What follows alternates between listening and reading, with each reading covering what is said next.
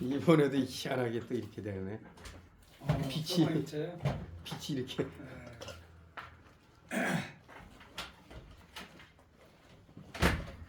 비쳐요? 한약에서 가져온 거? 아니 한약 말고 이거 양약이에요. 이거 두개 줬어. 소화제? 네. 하나만 먹으면 안 돼? 하나만 딱 쓰든가. 얘 볼때 하나만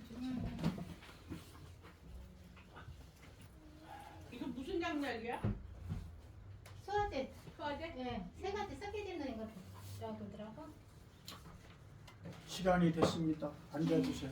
아 허리 아파. 설거지하고 쉬는 시간도 없이 오는 거예요.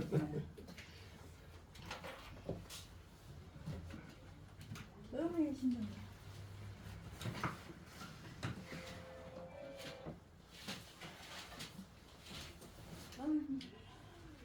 한약 달라면 한약도 있어.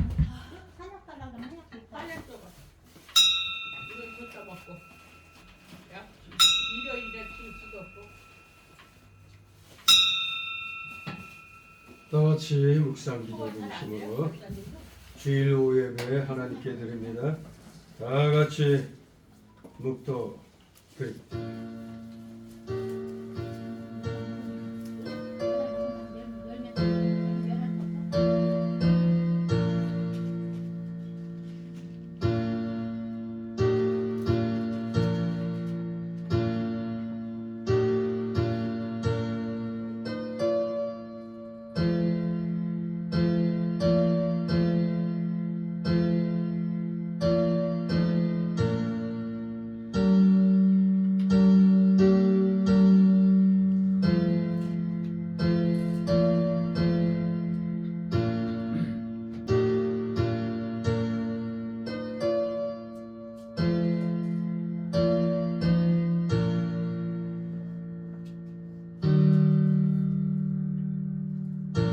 너희가 내 안에 거하고 내 말이 너희 안에 거하면 무엇이든지 원하는 대로 구하라.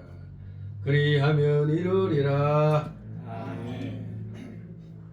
아주 비행기 모드를 안 해놨네. 찬송 아니. 다 같이 사도신경으로 신앙 고백 하나님께 드립니다.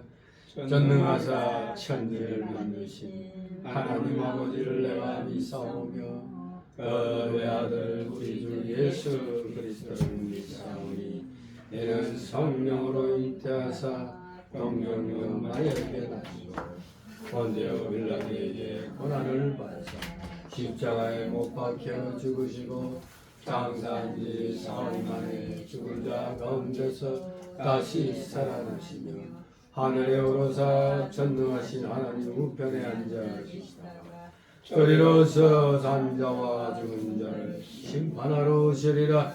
성령을 믿사오며 거룩한 공예와 성도가 서로 교통하는 것과 죄를 사하여 주시는 것과 몸이 다시 사는 것과 영원히 사는 것을 믿사옵나이다. 아멘. 같이 찬송가 347장 부르시고 시간후에 이영성 지사님이 기도 인도하십니다. 347장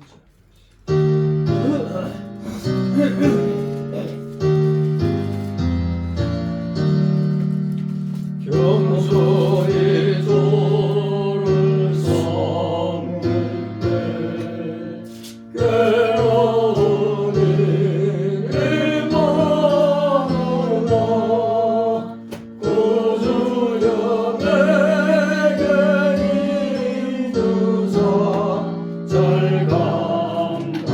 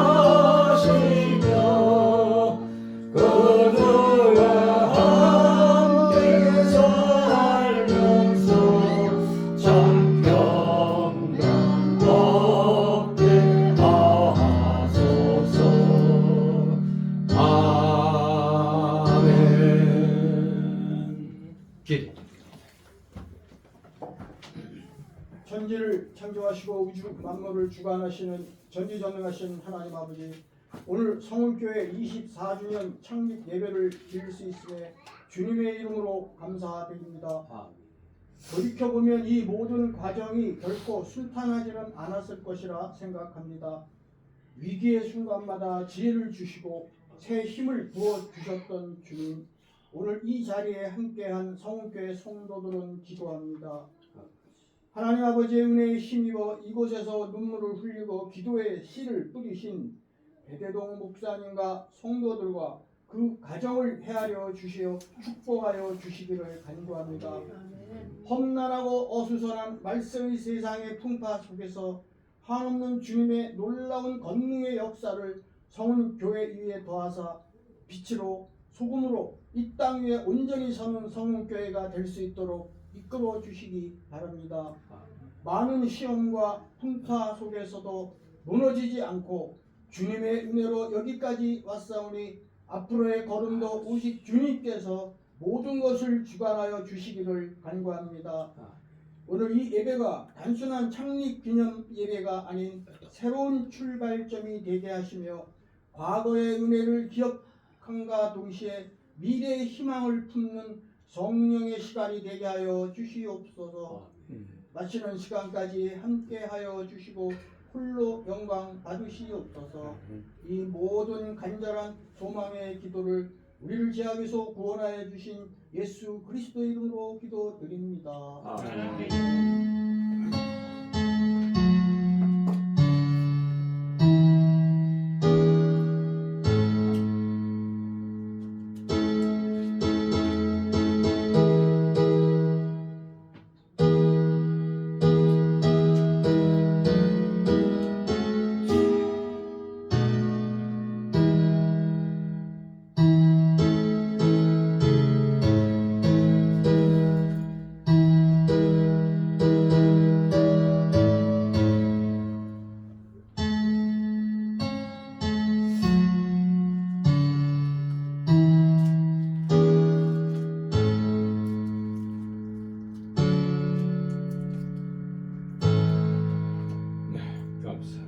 이 시간 함께 은혜나누는 말씀은 구약성경 에스겔 15장 1절에서 8절까지의 말씀을 교독하도록 합니다.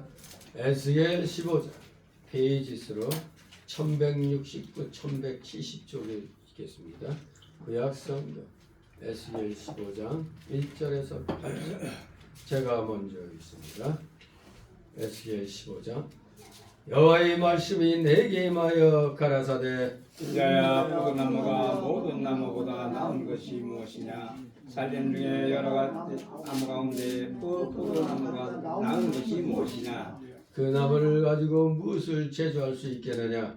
그것으로 무슨 그릇을 걸 못을 만들 수 있겠느냐? 불에 가지에 화목이 되느니라. 불이 그 두 끝을 사르고 그 가운데도 태웠으며 제주에 무슨 소용이 있겠느냐? 그것이 온전할 때도 아무 제조에 합당치 않았거든. 할멈에 불에 살라지고 탄 후에 어찌 제조에 합당하겠느냐? 그러므로 주 여호와 내가 말하노라. 내가 숯불 가운데 포도나무를 불에 던질 화목에 되게 하는 것 같이 내가 예루살렘 거민도 그같이 할 것이라. 내가 그들을 대적한즉 그들이 그 불에서 나와도 불이 그들을 사르리니 내가 그들을 대적할 때에 너희가 나를 여호와인 줄 알리라. 내가 그 땅을 황무게 하리니 이는 그들이 범법함이니라. 나 주 여호와의 말이니라 하시니라. 아멘. 네, 오늘 제목은 포도나무, 한마디로 이스라엘의 교만에 대한 책망의 메시지입니다.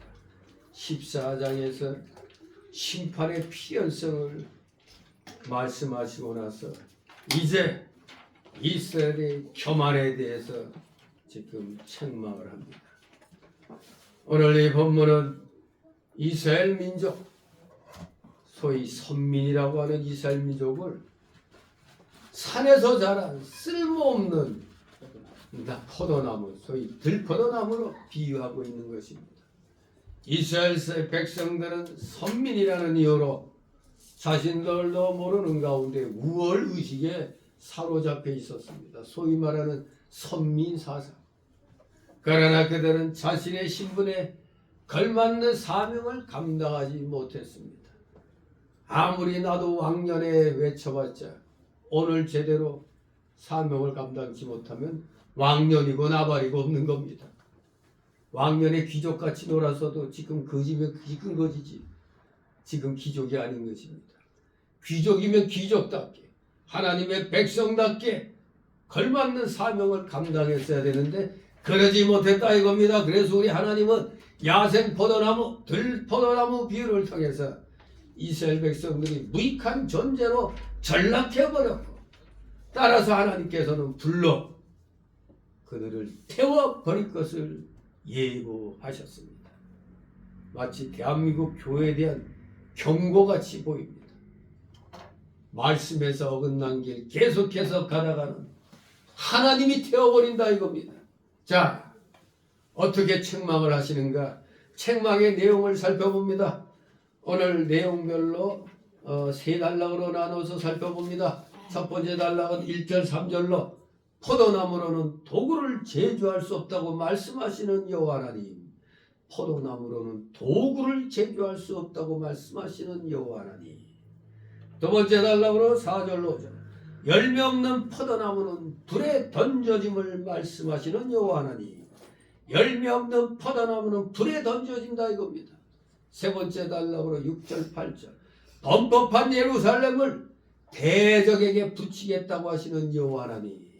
예, 범법한 예루살렘을 대적의 손에 넘겨버리겠다는 것입니다. 무서운 책망의 메시지입니다. 시대를 초월해서 하나님 자녀다운 그런 사명을 감당하지 못하면은 하나님에 의해서 우리가 징계를 받는다는 걸 알아야 됩니다. 자, 첫 번째 단락으로 1절 3절. 포도나무로는 도구를 제조할 수 없다. 포도나무로는 도구를 제조할 수 없다고 말씀하십니다. 1절 3절 있습니다. 여호와의 말씀이 내게 임하여 가라사대 인자야 포도나무가 모든 포도나무라 한 것이 무엇이랴. 살인의 여러 나무 가운데 있는 그 포도나무 가지가 난 것이 무엇이랴. 그 나무를 가지고 무엇을 제조할 수 있겠느냐. 그것으로 무슨 그릇을 걸못을 만들 수 있겠느냐. 아멘. 네, 이 말씀 보니까 딱 만들 수 있는 게 있죠. 우리 자치기나무.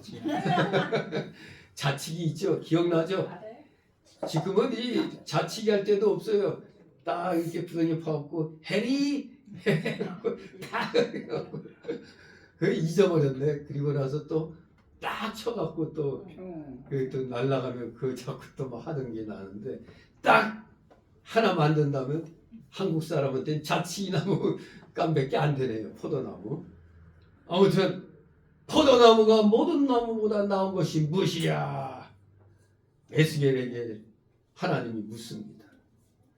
이스라엘 민족이 다른 나무 즉 타민족보다 나을 것이 하나도 없다. 이것을 인식시키기 위한 질문입니다. 니들 까불지 마라. 니들이 포도나무라고 자랑할 게 뭐 있냐 이겁니다. 원래 포도나무는 포도나무 열매를 맺으니까 가치가 있었죠. 열매를 많이 맺음으로 사람들에게 사랑을 받지만 사실 나무 자체는 다른 나무에 비하면 이거 진짜 불쏘시개 감밖에 안 되죠. 작고 여리고 모양도 없습니다. 우리 대구도 이렇게 가면은 포도나무 쫙 있는데 다 그냥 저만 해가지고 있잖아요. 그런데 대구도 포도는 유명하죠. 아무튼 모양도 없어요. 다른 나무에 비교하면. 즉 이 말씀하시는 것은 포도나무가 다른 모든 나무보다 나은 것이 없다는 말씀입니다. 포도나무로는 집을 지을 수도 없고 어떤 도구나 가구를 만들 수도 없습니다. 포도나무는 그저 열매 맺는 것 외에는 아무짝에도 쓸모가 없다 이겁니다.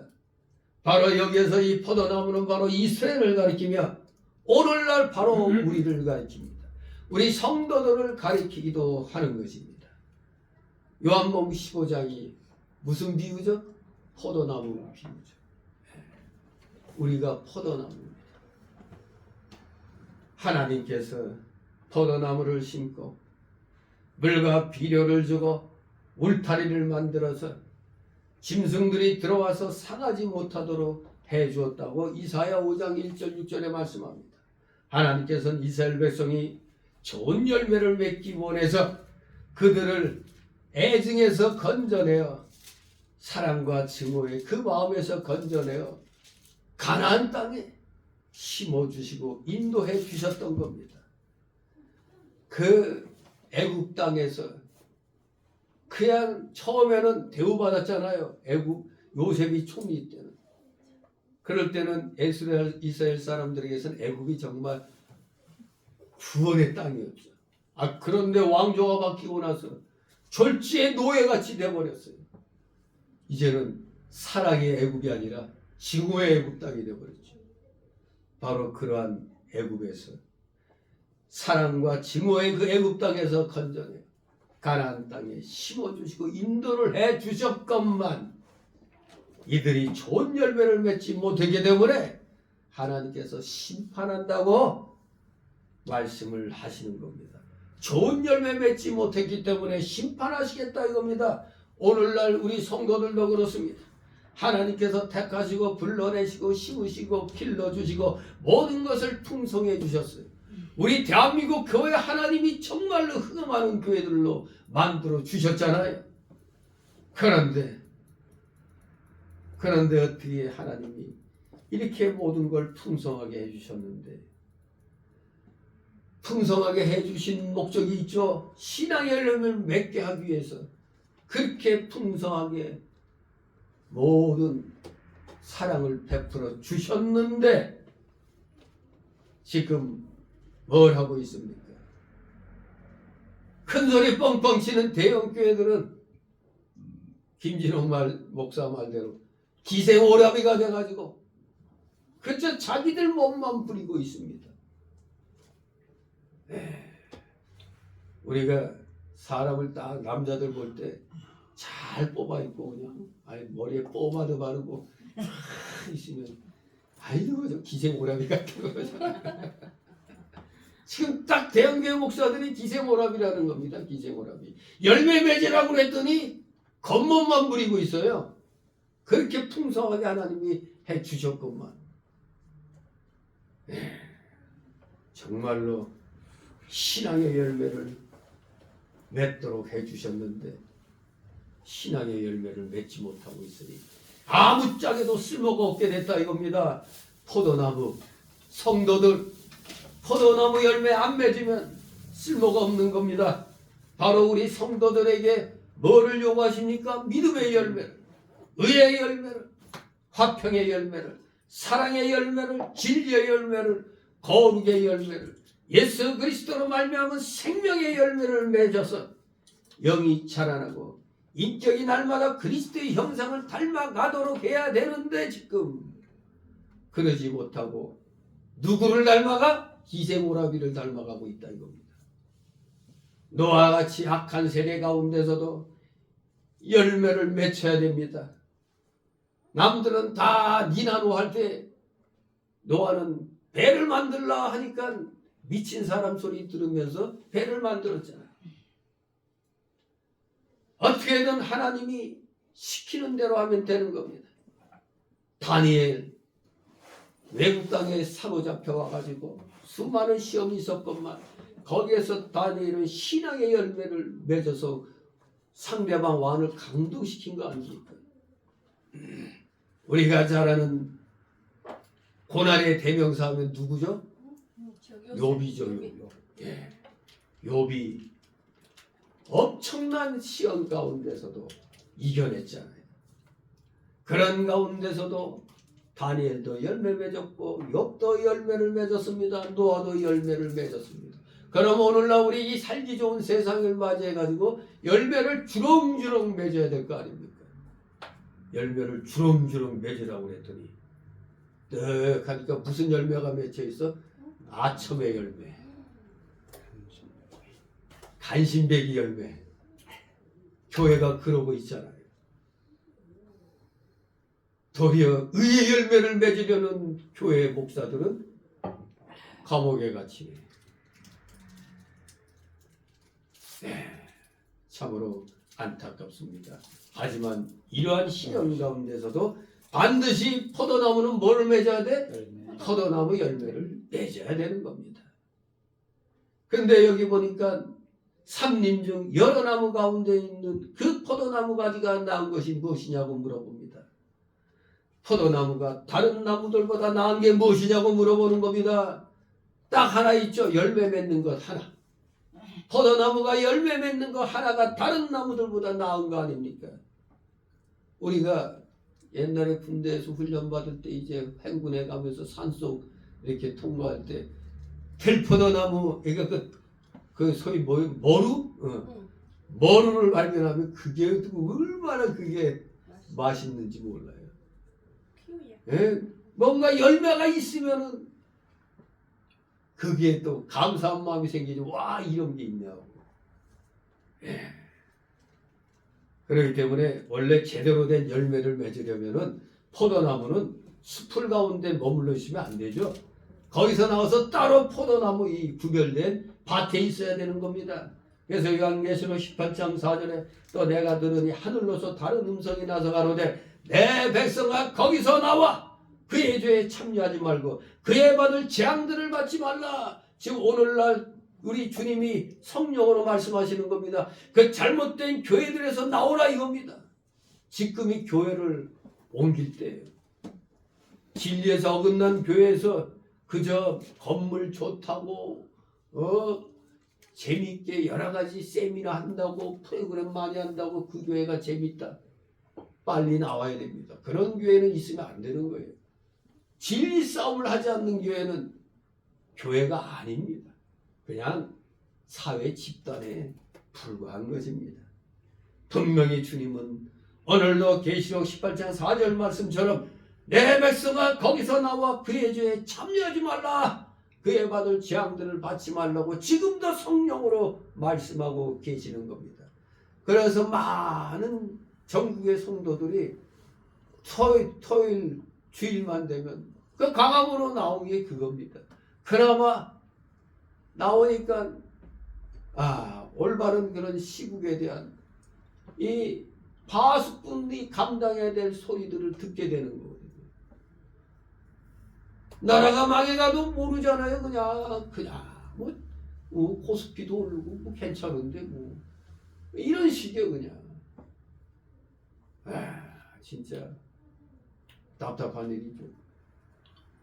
지금 저희 북한에서 나온 영화 가운데 72시간이라는 영화가 이제 이만갑에서 어디선가 잠깐 소개한 것 같은데 완전히 우리는 6.25를 북이 남침한 걸로 분명히 그렇게 돼 있는데 거의 컴퓨터 그래픽하고 해서 아주 좀 예전 영화 같지 않게 연애도 하는 것도 나오고 막 그러던데 근데 보니까 북한 사람들은 평화롭게 농사 짓고 있는데 갑자기 우리 남쪽에서 폭탄 쏴가지고 그냥 평화를 깨뜨리고 그냥 막 전쟁을 우리가 일으킨 걸로 돼 있어요.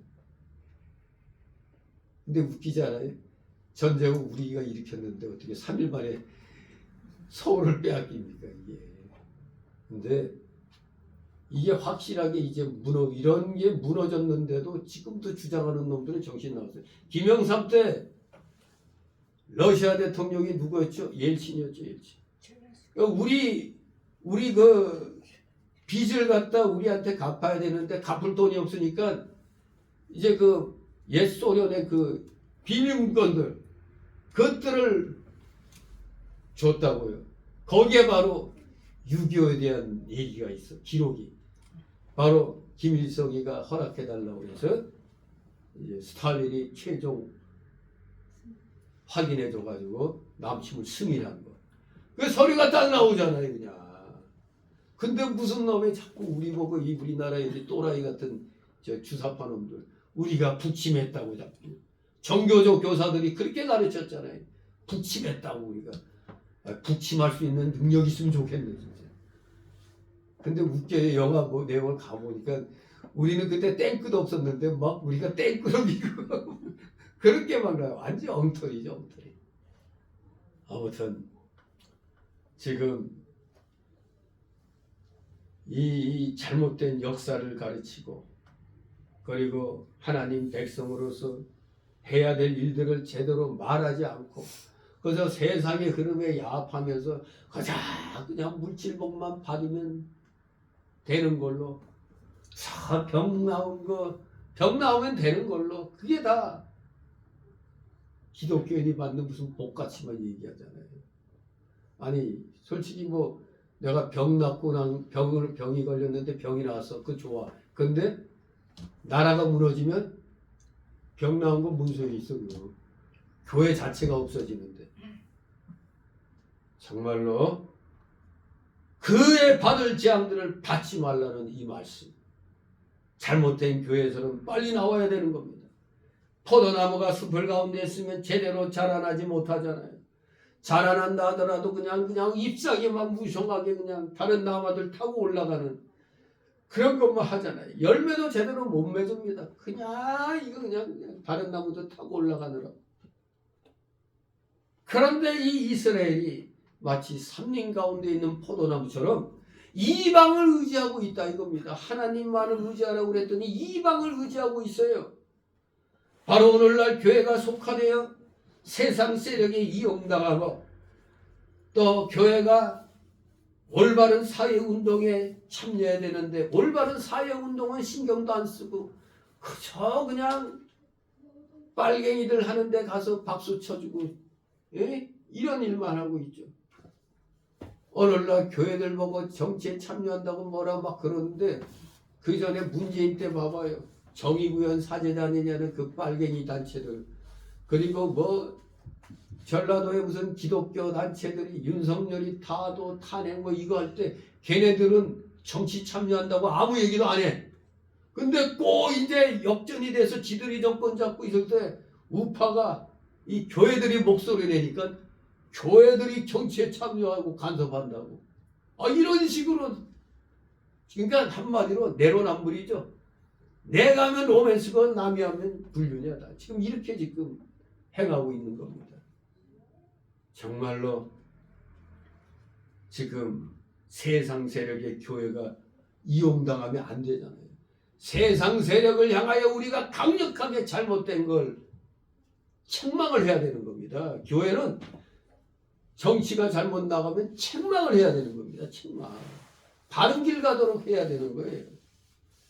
근데 엉뚱하게 자기 발등 찢는 일에 참여하고 있잖아요. 그것은 삼림 중에 있는 포도나무와 같은 겁니다. 그러므로 속화된 교회는 절대 신령한 열매를 맺을 수 없습니다. 우리가 잘 아는 대로 생배조각 어디에다 붙여야 돼요? 생배조각은 새 옷에 붙여야죠. 낡은 옷에 붙이면은 그것이 두두두둑 해가지고 노래 다 끌어 당겨버려서 옷이 다 헤어지잖아요. 또 새술은 새 가죽 부대에 담아야지 낡은 데 담으면 바로 해갖고 터져 찢어져 버립니다. 결국 술과 부대 둘 다 버리게 된다고 마태복음 9장 16, 17절, 마가복음 2장 21절, 22절, 누가복음 5장 36, 38절. 이 공간복음에 이 새술은 새 부대 이 내용이 공간복음에 다 나오고 있습니다. 새술은 새 부대. 새 생명운동은 그래서 진리 안에서 이루어져야 되는 겁니다. 진리 안에서. 그러므로 교회들은 절대 의식주의나 비진리와 타협하면 안 되는 겁니다. 교회는 세속주의, 외식주의, 그리고 신신학 이런 잘못된 신학하고 타협하면 안 돼요. 신천지하고 우리가 같이 나가면 돼요? 안 되잖아요. 그건 이단이잖아요. 통일교하고도 우리가 같이 나가면 안 되는 겁니다. 타협하면 안 돼요. 포도나무는 오직 삼림에서 갈라내어서 포도원에 심겨져야 됩니다. 포도원에. 그래서 포도나무만 길러나가야 되는 겁니다. 삼림 가운데 포도나무는 그저 잎사귀만 무성하고 자라기는 빨리 자라지만 삼림 중에 이 나무 다른 나무들 그늘 때문에 열매를 못 맺습니다. 또 다른 나무들을 따라 올라가느라고 그냥 열매 맺을 여지도 없는 것입니다. 우리가 잘 아는 롯 눈에 보이는 비옥한 옥토와 목장을 보고 어디를 택하여 갔죠? 서동과 고모라를 택하여 갔습니다. 결국은 실패하고 말았습니다. 겉으로 화려한 걸 보고 쫓아가니까. 근데 오늘날 교회들도 마찬가지잖아요. 전도할 때도 항상 우리 교회 이 건물 삐까번쩍한 거 그거 자랑하잖아요. 속은 비어 있어요. 속빈 강정. 속은 비어 있는데 겉모습만 그냥 따라갑니다. 그러니 롯과 같이 겉모양만 빤지르한 데 쫓아갔다가는 신앙은 실패하고 마는 것입니다. 그것은 포도나무를 포도밭에서 뽑아 도리어 삼중에 갖다 심는 것과 같아갖고 성공한 것 같지만 실패하는 겁니다. 포도나무는 포도원에 있어야 되는 겁니다. 근데 이걸 뽑아갖고 도리어 삼림중에 갖다 놓으니 그거 되겠습니까?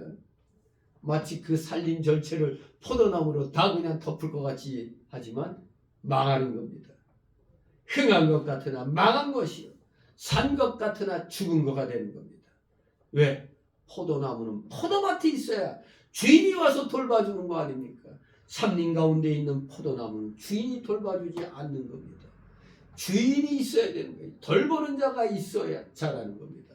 포도나무, 성도들, 하나님의 성령이 말씀으로 양육을 해야 제대로 자기 위치를 지켜나가며 성장하는 거지. 그냥 아무 사상이나 갖다 다 꽂아놔. 미국의 그 유명한 수종교회가 왜 망했어요? 건물은 삐까번쩍하게 아주 세계적인 교회로 만들었는데 별의별 인간을 다 세웠어. 강대상에 통일교도 세우고 고르바초프도 세우고. 이 강대상에 진리의 사람이 서야 되는데 세상 사람들을 세웠으니 이게 삼림중에 갖다 놓은 겁니다. 멋지게 만들어 갖고 포도원에 딱 이 만들어 짓기도록 해야 되는데 이 삐까번쩍한 걸 산중에 갖다 심어 놓은 거예요. 그냥. 그러니 결국에는 지금 그냥 세상 속의 한 건물같이 돼버린 겁니다. 삼림 가운데 있는 포도나무는 주인이 돌봐주지 않습니다. 그러니 그런 포도나무로는 그 어떤 도구나 가구를 제조할 수가 없다 이겁니다. 열매 맺지 못하는 건 아무짝에도 쓸모없다는 얘기입니다. 그리고 결과적으로 두 번째로 4절 5절 열매 없는 포도나무는 어떻게 된다? 불쏘시리게 된다 이겁니다. 불에 던져짐을 말씀하고 계십니다. 4절 5절 있습니다. 불에 던질 화목이 될 뿐이라 불이 그 두 끝을 사르고 그 가운데도 태웠으면 제주에 무슨 소용이 있겠느냐. 그것이 온전할 때에도 아무 제조에 합당치 않았거든. 하물며 불에 살 가지고 탕니 어찌 제주에 합당하겠느냐. 아멘. 이스라엘 백성이 숲을 중에 있는 포도나무가 되어 포도 열매를 맺지 못하기 때문에 결국 하나님께서는 이걸 어쩌다가 뽑아다가 어디에 던져? 불 가운데 던져 징계를 했다는 겁니다. 오늘날 세상 교회들이 교회 역할 못하면 결국에는 세상이 뽑아버립니다. 세상이 그 교회를 결단을 내버려요. 하나님이 결단 내기 전에 세상이 결단 내버립니다. 제가 전에 몇 년 전에 중국의 그 신학교로 갔을 때 그때 몰랐는데 이제 나오고 나서 보니까 이놈들이 그 크레인 같은 걸로 교회 십자가를 갖다 꽂고 교회를 무너뜨리는데 야 진짜 올바른 교회 역할 못하니까 시진핑이란 놈을 시켜가지고 교회를 다 뿌리째 뽑아버리냐. 다 무너뜨려 버리더라고. 진짜 삭막하죠. 삭막해. 결국 저들이 지금은 흥한 것 같은데 지금 완전히 지금 망해가고 있습니다.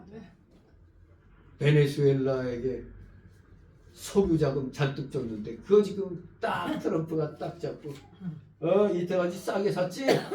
이제 제 돈 내고 사. 지금 완전히 지금 러시아도 마찬가지예요. 다른 나라 그 뭐 상표 붙여갖고 이렇게 나갔다가 일종의 그 무슨 가리? 통가리 해가지고 그래서 팔았단 말이에요. 러시아도. 근데 그것도 이제 못하게 됐으니까 지금 그야말로 트럼프에 의해서 세계 공산주의 그 거두들이 지금 무너지기 일보 직전인 거예요. 아, 마치 무슨 지들이 힘쓸 것 같은데 미국이 한번 딱 해니까 꼼짝달싹 못하잖아요. 더구나 그 중남미까지 중국이 어떻게 군대를 보내요? 못 보내지. 오다가 다 몰살해버리지. 예? 항공모함도 어디 깡통 같은 항공모함 만들어가지고 손만 잡고 있는 겁니다. 미국의 항모에 비하면 아무것도 아닌 거예요. 이게. 아무튼 교회들이 이 세상의 흐름을 알아야 돼요. 세상의 흐름을 장악해서 하나님의 말씀 안으로 이 세상 사람들의 시선이 들어오게 만들어야 되는 겁니다. 그런데 무슨 주여 중같이 세상과는 담쌓고 아무 상관없는 것처럼 얘기하면 됩니까? 그게 그 목사는 무식해도 보통 무식한 게 아닙니다. 세상에 파수꾼이라고 그랬는데 그 파수꾼이 뭔 뜻인지도 모르는 거 아니에요? 예?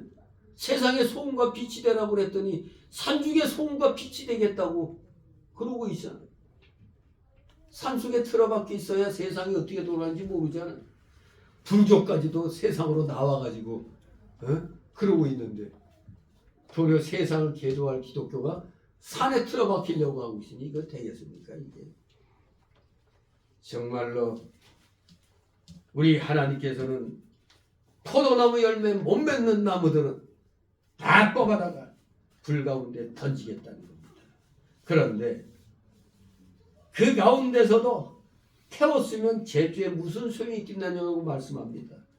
왜? 쓸모없어서 불에 던져져 가지고 타다 남은 나무까지 그 손만 대도 부스러지잖아요. 아무 쓸모가 없잖아요. 불에 타다가 만 것들은. 이처럼 유다 민족은 한마디로 무용한 백성이 된다는 겁니다. 하나님의 말씀에 순종해서 열매를 못 맺으니까 아무짝에도 쓸모없는 백성이 되는 거예요. 그러므로 이스라엘은 마치 두 끝이 불에 살라진 포도나무같이 북쪽으로는 결코 아수르의 침략을 받아 북이스라엘이 멸망했고 남유다는 바벨론의 침략을 받아 또 애굽의 침략을 받아 결국에는 바벨론에 의하여 멸망을 당하고 말았던 것입니다.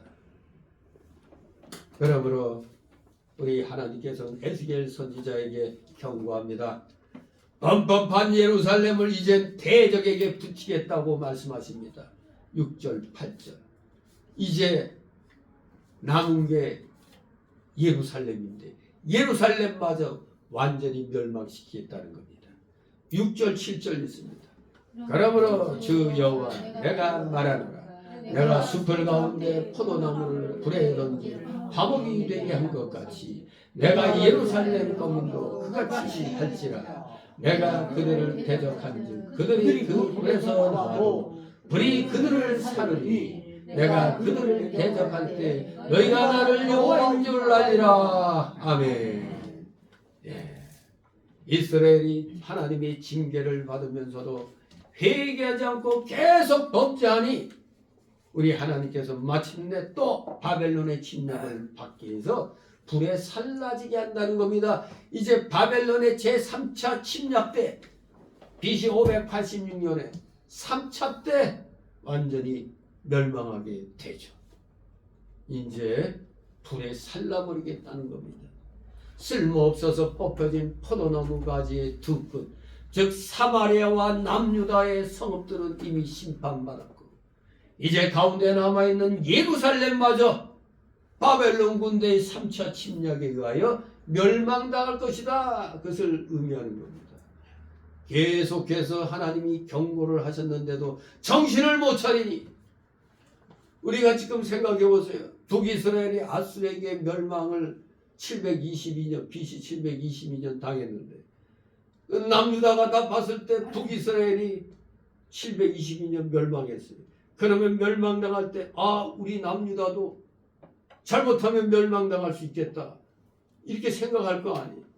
그래서 그 여유 기간이 586년에 망했으니까 거의 한 120~130년의 기간이 아직 남아 있었어요. 그래서 120여 년 충분히 하나님 말씀대로 순종할 그 기간이 있었다 이겁니다. 그런데 처음에나 조금 정신 차리자 했지만 끝까지 정신 못 차려갖고 마침내 예루살렘도 멸망을 당하고야 말았습니다. 이것은 바로 오늘날 우리 이 세계에서도 적용이 되는 겁니다. 2차 세계대전 끝나고 유엔이 창설됐을 때 주축이 된 나라가 미국, 영국, 프랑스, 그리고 그때 자유중국, 스탈린, 소련 이렇게 5개국이었죠. 그러다가 자유중국이 유엔에서 퇴출됐죠. 중공이 그 자리를 차지했죠. 그래서 안보리 상임이사국이 이제 투표를 하게 되면 3대2가 되는 거예요. 미영투 그리고 중국, 소련, 러시아 이렇게 두 개 나라 3대2. 근데 이게 세월이 흐름과 동시에 돈은 미국이 잔뜩 냈건만 도리어 제3세계가 다 중국하고 저 러시아하고 짝짝꿍 해가지고 도대체 제 역할을 안 하잖아요.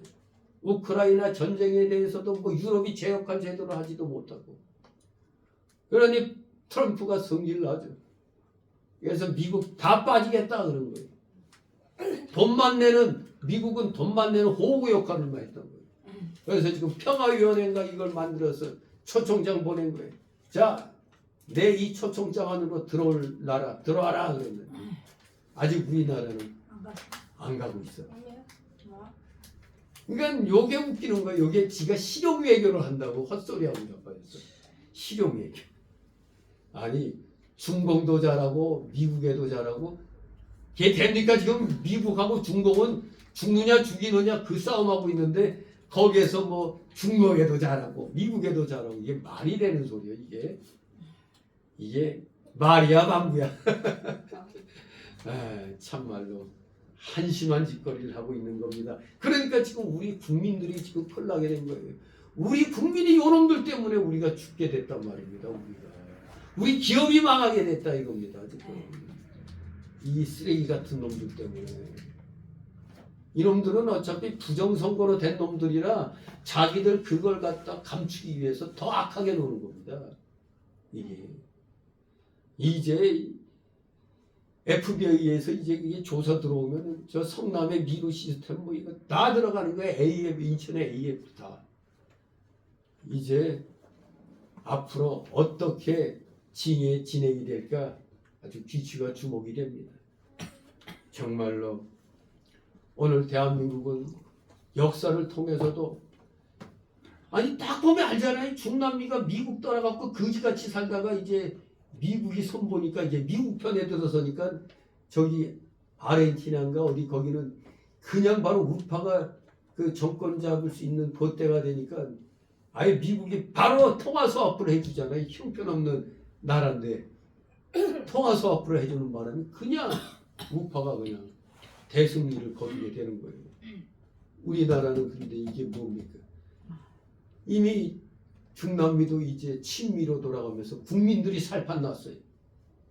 이 전 세계가 미국하고 하나님이 지금 경찰 국가로 들고 쓰는 미국하고 함께 하면은 문제가 없어요. 미국은 남의 나라에 함부로 침략 안 하잖아요. 근데 미국에게 거슬리는 나라는 딱 있죠. 반미, 그리고 친중, 그리고 독재, 이슬람. 이것들은 다 손본다고 그랬어요. 근데 지금 우리나라는 지금 어디 쫓고 있는 거예요? 반미에 친중을 하고 있어. 이건 뭐 미친 거 아니에요? 거기다가 독재까지 하려고 그러네. 참 우리는 역사를 보면 어느 편에 설 건가? 우리 금요일 기도회 마지막에 꼭 찬송가 521장이가 거기 그 찬송가 바로 지금 우리 민족은 어느 편에 설 건가? 국민은 이미 친미란 말이에요. 근데 이 정치인 놈들은 친중에 붙어 있으니까 이거 큰일 났습니다. 저 북한의 김정은이는 급한 수술로 뭐 중국에 가서 수술 받았다고 그러는데 후유증으로 지금 뭐 뭐 헤매고 있다고 그러는데 이제 잘못된 거. 북한이라는 나라는 지금 겉으로는 중국하고 친하게 지내는 것 같아도 이 대한민국에 미군이 있어야 된다고 생각하는 거거든. 미군이 빠지면은 바로 중국이 북한을 식민지 같이 만들어 버린다 이거예요. 그러니까 미군이 있어야 된다 이거예요. 저놈도 거짓말 한다고 저것도 김정은이가 하는 말이 미국이 있어야 저놈들이 못 들어온다는 거예요. 근데 우리나라 이 주사파 이놈들은 뭐예요? 미국 나가라고 고사 지내니까 김정은이 생각할 때 이 미친놈들이다. 나는 미국이 있어야 되는데 이 새끼들은 어떻게 된 게 왜 미국 나가라고 전에 저것들 안 들었는데 손절해야 돼. 이렇게 나가는 거죠. 정말로 예루살렘마저 바벨론 군대에게 멸망을 당하게 되는데 120여 년 동안 분명히 하나님이 기회를 주셨단 말이에요. 그런데도 결코 정신 차리지 못해서 결국 예루살렘까지 멸망을 당하게 되는 겁니다. 그래서 세례 요한이 뭐라고 그랬습니까? 마태 3장 10절, 누가복음 3장 9절에 도끼가 나무 뿌리에 놓였으니 좋은 열매 맺지 않는 나무는 찍어 어떻게 된다? 불에 던진다고 했습니다. 쓸모없는 나무는 찍어서 불쏘시개라도 해야 되는 겁니다. 우리에게도 하나님의 심판의 도끼가 임한 줄 알아야 돼. 지금 우리도 발밑에 도끼, 하나님의 심판의 도끼가 이 대한민국에 놓여 있습니다. 그래서 우리는 항상 두렵고 떨림으로 열매 맺는 생활을 하도록 해야 됩니다. 대한민국 교회가 정신 차려갖고 열매 맺는 생활을 해야 되는 겁니다. 그렇게 하려면 인본주의와 세상주의에서 나와서 불의한 세상법에서 빠져나와 진리의 신앙에 바로 서야 되는 것입니다. 사악한 마귀들 편에 서면 안 되는 겁니다. 교회에 협박을 하니까 겁나가지고 목사들이 주눅이 들어갖고 찍소리 못하고 있죠. 과감하게 외쳐야 되는 겁니다. 당신네들 그렇게 하나님 말씀에 어긋난 길 가면 당신네 정권은 반드시 멸망하고 하고 선언을 해야 되는 겁니다. 하나님 뜻에 어긋난 저 더블당 저놈들은 망하게 돼 있습니다. 이 정권 망하게 돼 있습니다. 감히 대놓고 기독교에 대해서 선전포고를 했잖아요. 멸망의 징조입니다. 이게 저들은 망합니다. 어떻게 건방지게 짓거리만도 안 되는 권력 가지고 하나님을 대적해요. 하나님의 대리자가 지금 누가 딱 지금 손을 볼까 말까 하고 있어요. 트럼프가 손 볼까 말까 지금 이렇게 얼르고 있단 말이에요. 요놈 새끼 이렇게 한 대 똑 치면 더 내놓겠지. 아직 뭐 내놓을 게 더 빼먹을 게 있는 거지. 지금 더 협박하고 있어 이 정권이. 빨리 내놔. 그런데도 이 멍청한 놈들은 그것도 모르고 그냥 중공이 자기네 지켜줄 줄 아는 모양이죠. 마두로 지켜줬어요? 지켜주긴 개뿔로 지켜줘요. 그냥. 지금 아직 대내적으로 미군이 마두로 체포할 때 어떤 무기를 썼는지는 아직 나오지 않고 있어요. 거기에 경호원도 80몇 명이 다 죽임을 당했다잖아요. 다 총 들고 다 있었는데 갑자기 그냥 머리가 깨지는 것 같고 그냥 막 이 살아남은 그 경호원이 하는 말이 이런 거 살다 처음 본다고. 갑자기 모두 그냥 머리가 깨지는 것 같이 막 코하고 입에서 피를 토하고 쓰러졌다는 거예요. 무슨 총 들고 뭐 할 그런 여지도 없었다는 거예요. 대체 그게 무슨 무기냐 이거야. 그 무슨 전자파 무슨 무기를 쓴 것 같은데 갑자기 모두 그냥 머리가 터지는 것 같이 그래갖고 쓰러졌다는 거예요. 뭐 대항하고 자시할 것도 없다는 거죠. 그냥 무서운 나라입니다. 근데 우리나라도 무슨 무기가 있어요. 혐오5인가 하는 거는 핵폭탄급이 해당되는데 그거 말고도 우리나라가 레이저 무기가 있다는 거예요. 레이저 무기. 그거 한번 봤더니 불빛이 번쩍 나가는데 앞에 이런 정확하게 그냥 풍지박살 나더라고요. 그런 무시무시한 무기가 우리나라에서 만들었어요. 근데 우리는 항상 보면 약하게 그려놔. 우리는 뭔가 갖고 있어도 맨날 북에, 그러니까 북한의 그 탈북군인들 얘기가 북한에 있을 때는 남한 군대는 아무것도 아니라고 믿었다는 거예요. 그러다가 우리 탈북하고 와서 우리 군부대 방문하고 나서는 깜짝 놀랐다는 거예요. 아니 세상에 이런 정확한 무기들을 사용한다는 거. 그 자기들에 비해서 그냥 모두 덩치들도 좋고 말이에요. 그러니까 와 이건 뭐 그냥 이런 무기로만 싸운다면 게임이 안 된다는 거예요. 북한이. 근데 지금 우리는 굉장히 낮게 평가하고 있잖아요. 저놈들은 맨날 입으로만 주둥이로만 살아갖고 뭐 주군을 위해서 뭐 총폭탄이 된다고? 자기들이 총폭탄이 된다고 그러잖아요. 근데 와서 딱 우리나라 그 군부대 한번 방문하고 나면은 기가 죽어버린대잖아요. 아이고 이런 무기를 갖고 있는 군대하고 어떻게 전쟁하는가? 아무튼 하나님의 말씀에 어긋난 길 가는 그런 단체나 그런 권력은 오래가지 못합니다. 대한민국은 하나님이 지켜주시는 나라입니다. 아멘. 하나님이 지켜주시는데 왜 자꾸 마귀 편에 쓰려고 그래? 하나님이 내가 너 지켜줄게 염려하지 마라 하는데 자꾸 아이 괜찮아요 난 마귀 편에 쓸래요. 저 완전히 하나님의 손길을 뿌리치고 마귀 편에 붙어 이놈의 교회들이. 아니 기가 막힙니다. 저놈의 목사들 머릿속에 뭐가 들어있는 거예요?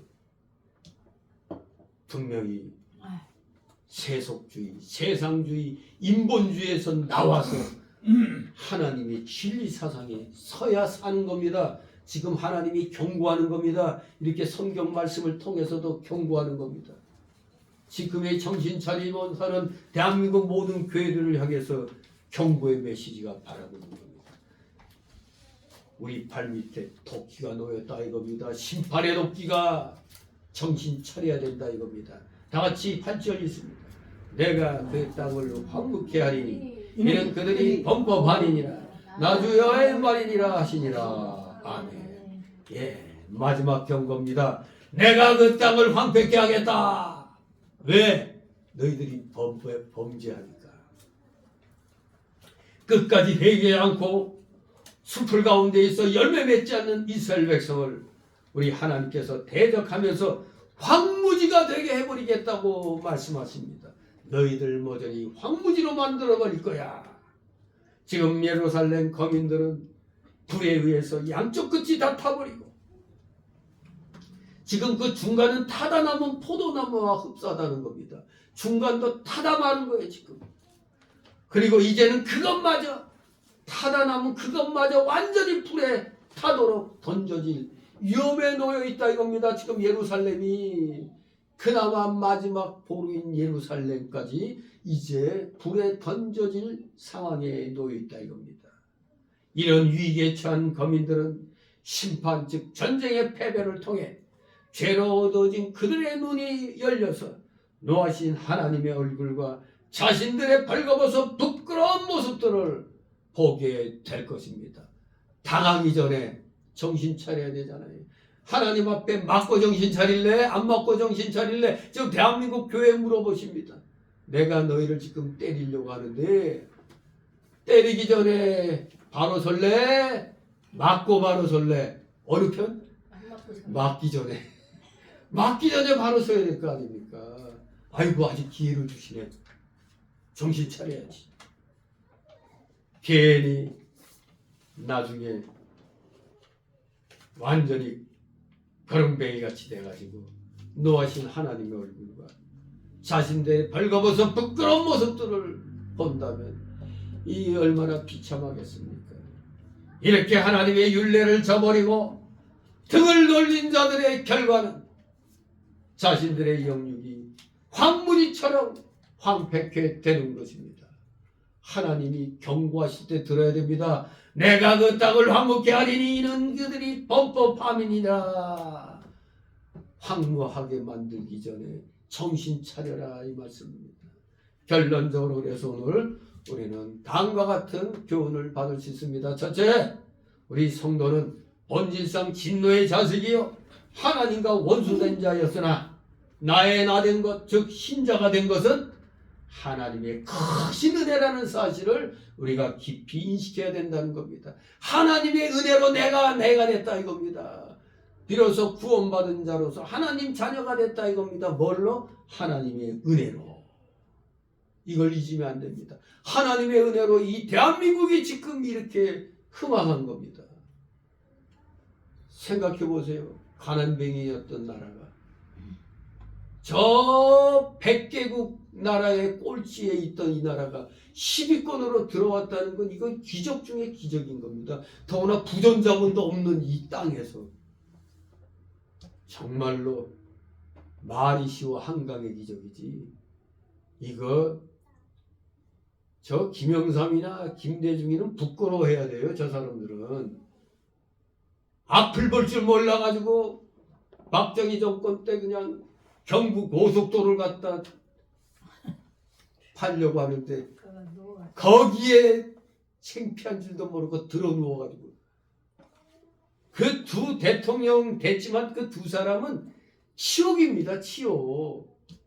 그 경부고속도로가 우리로 말하면 심장에서 흐르는 대동맥 역할을 하는 건데 그거를 방해했잖아요. 방해. 그래서 박정희 정권을 통해서 이제 전두환 정권을 통해서 꽃이 핀 거예요. 그들의 덕으로 호의호식 하다가 북한에도 내가 형으로서 아우에게 주는 게 뭐 어떠냐 이러지. 이러는 게 없으면 어딜 줘요. 뭘 줄 게 뭐가 있어. 도리어 김대중이는 김정일에게 이용당해가지고 협박받고 어디 그냥 거기 가가지고 단둘이 그냥 김정은이 그 차 안에 탈 수가 있겠어요? 이게 말이 안 되는 거거든요. 그런데 미국의 그 도청, 위성을 통한 도청이 둘이 안에서 한 마리 다 도청이 돼요.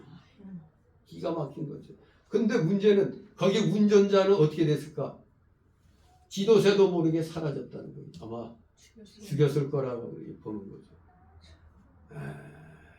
정말로 정신 차려야 됩니다.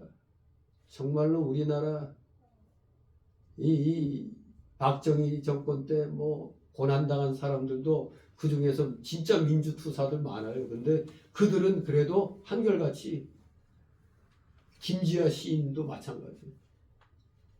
박정희를 칭찬해요. 지가 비록 감옥살이 했는데 그래도 그때 그 사람이 잘했다 이거야.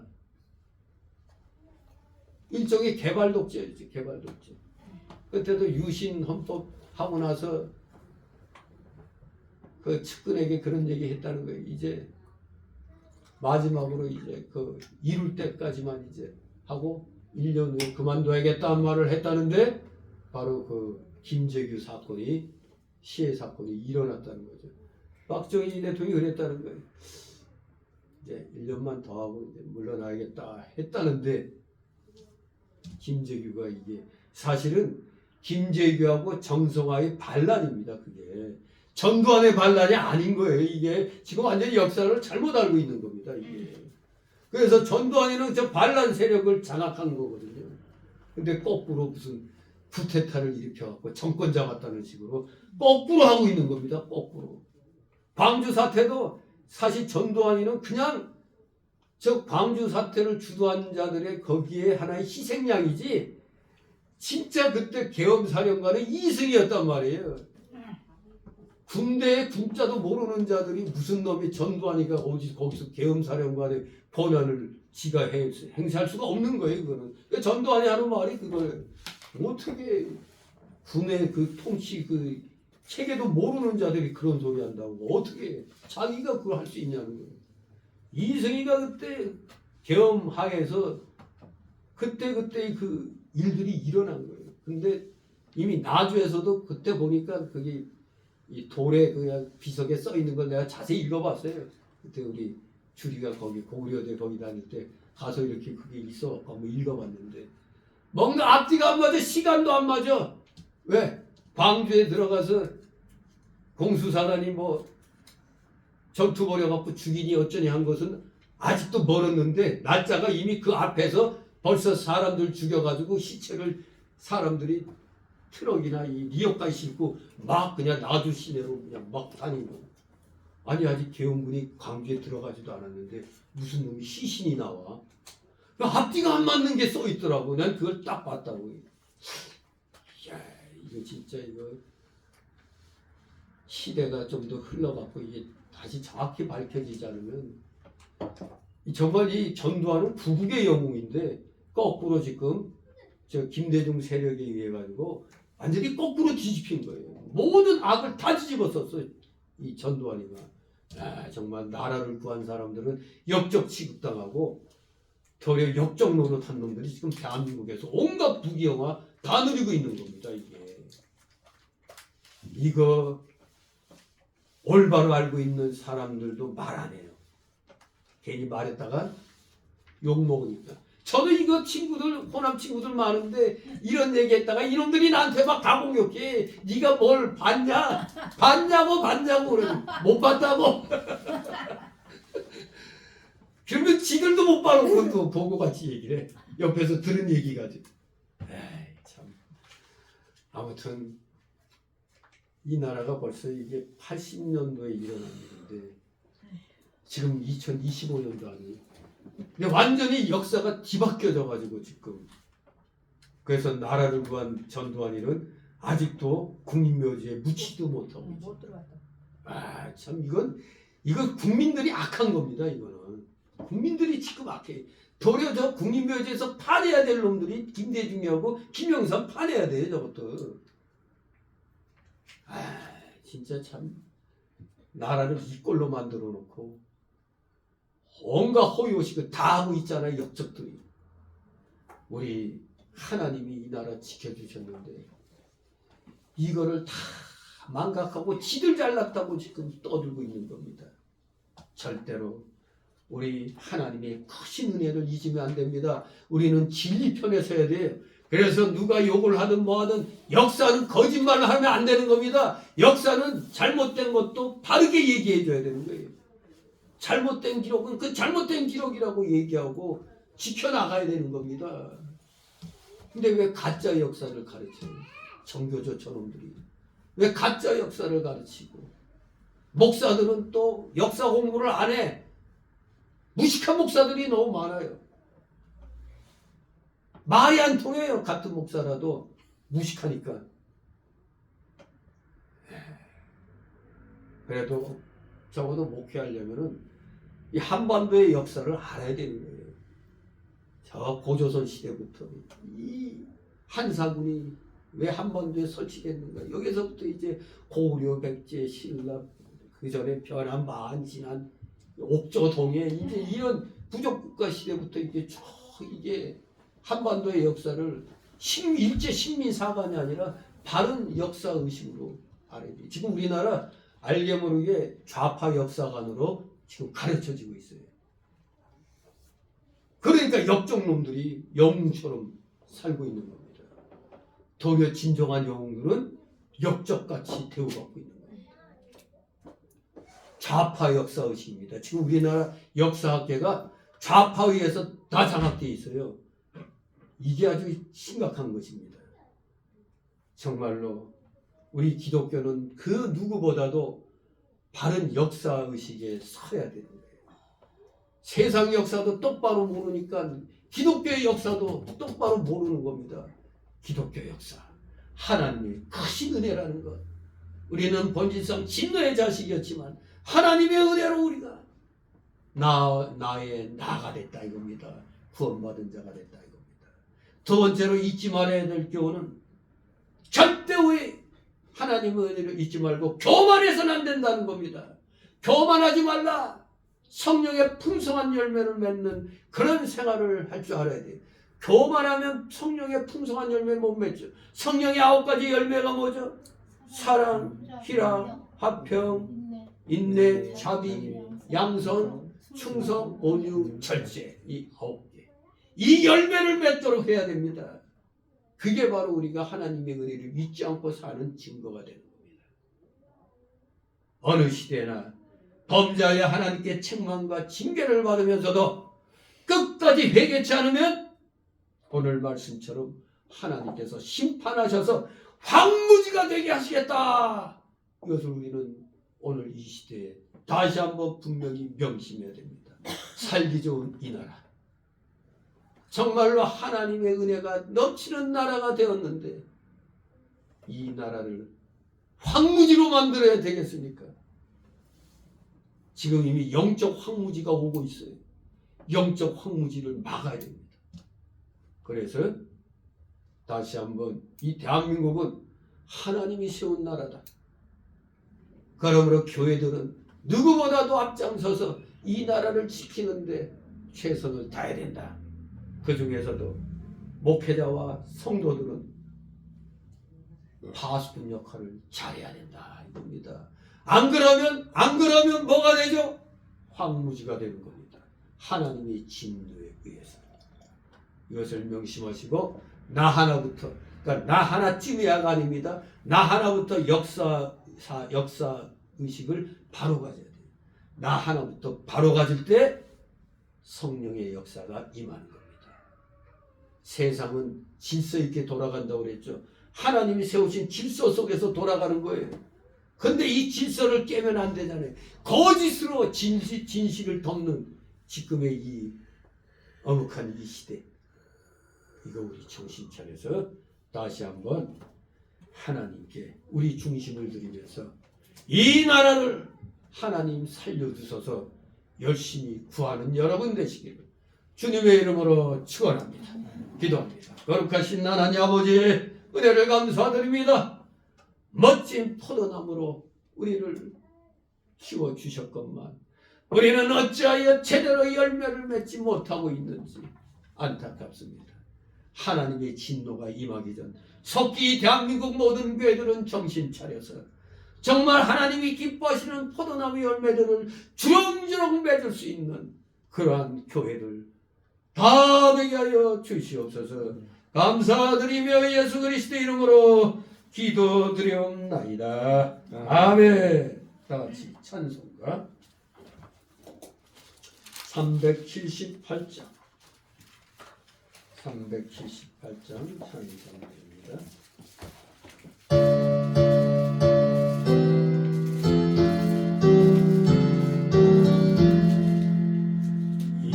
이전에 주님 내가 몰라 영광의 주님을 임하겠다.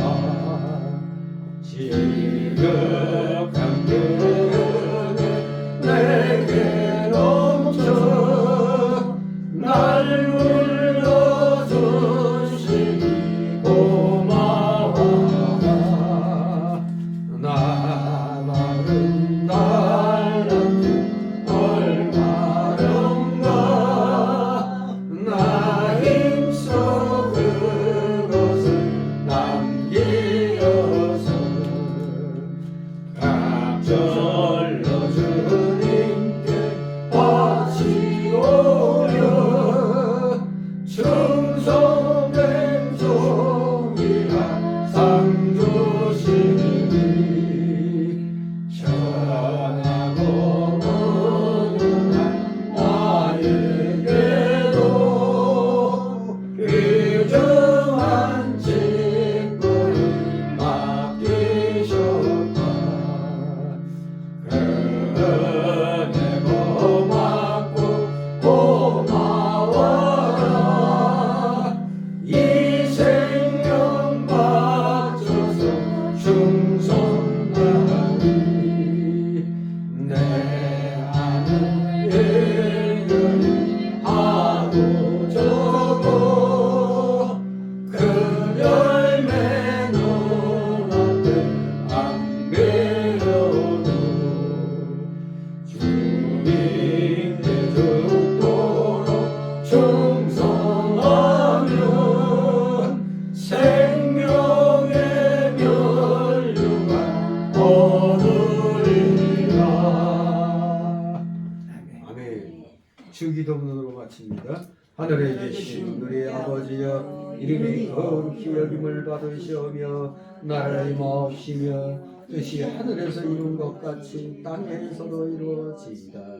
오늘날 우리에게 용할 양식을 주시고 우리가 우리에게 죄진 자를 사하는 것 같이 우리 죄를 사하여 주시고 우리를 시험에 들게 하지 마옵시고 다만 악에서 구하소서. 내게 나라와 권세와 영광이 아버지께 영원히 싸움나이다. 아멘.